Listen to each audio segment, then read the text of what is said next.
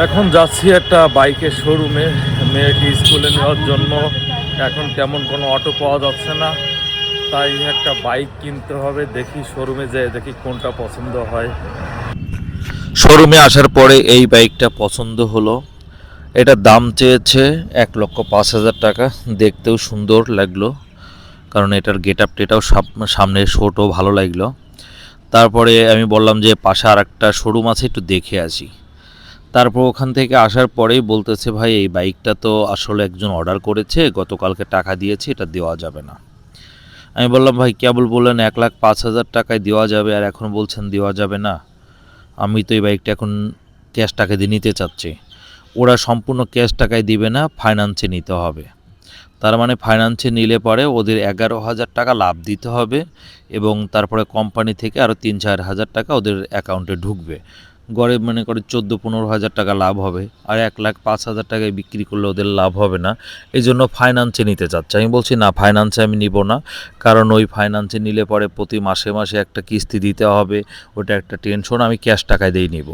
পরে বিভিন্ন শোরুমে খোঁজখবর নিলাম, তারপর ওখান থেকে চলে গেলাম বিননগরে যেয়ে দেখি এই গাড়ি নেই, কোনো ইয়ামার এই কোনো স্কুটি গাড়িটাই নেই। কারণ জিএসটি উঠাই দেওয়ার পরে এরা তেমন কোনো গাড়ি মার্কেটে আর ঢোকাচ্ছে না। কারণ পরে চলে গেলাম তাহেরপুরে যেয়েও দেখেও গাড়ি নেই। পরে ওখান থেকে ফোন করলাম রানাঘাটে বলল যে না ভাই, কোনো স্কুটি নেই। পরে ফোন দিলাম বগুলাতে, বলল যে হ্যাঁ আছে। আমি ওই ছবিটা আবার হোয়াটসঅ্যাপে ওনাকে পাঠিয়ে দিলাম, বললো এই কালারের গাড়িটা আছে। পরে চলে আসলাম আমরা যে বগুলা শোরুমে, এসে গাড়িটা নিলাম।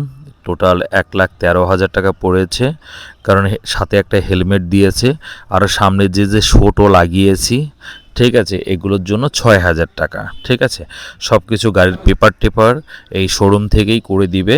টোটাল 1,13,000 টাকা পড়েছে। এই যে এখন বাইকটা রেডি হওয়ার পরে এখন শোরুম থেকে আমি নিয়ে চালিয়ে বের হচ্ছি।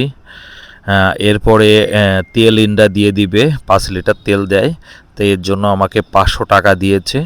বলছে দাদা তেলটা আপনি সামনের পাম্প থেকে নিয়ে নেন। তারপর আমরা এখান থেকে চালিয়ে অলরেডি চলে আসলাম হচ্ছে পাম্পে এসে 500 টাকার তেল ভরলাম। 500 টাকার তেল ভরাতেই ট্যাঙ্কি ফুল হয়ে গেল।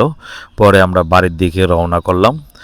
আমাদের টোটাল গাড়িটা খুবই পছন্দ হয়েছে। এখন আমি চালানোর পরে বললাম, মামা এখন তুমি চালাও, যেহেতু মামার সাথে নিয়ে গেছি, মামাকে চালাতে না দিলে হয় না।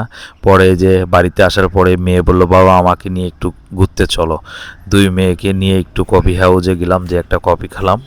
পরে আমরা যে বাড়িতে চলে আসলাম। গাড়িটা এখন আমার বাড়ির সামনেই রয়েছে। খুব ভালো লাগলো গাড়িটা আমার কাছে। আপনাদের কাছে কেমন লাগলো তা মোটামুটি কমেন্টে জানাবেন।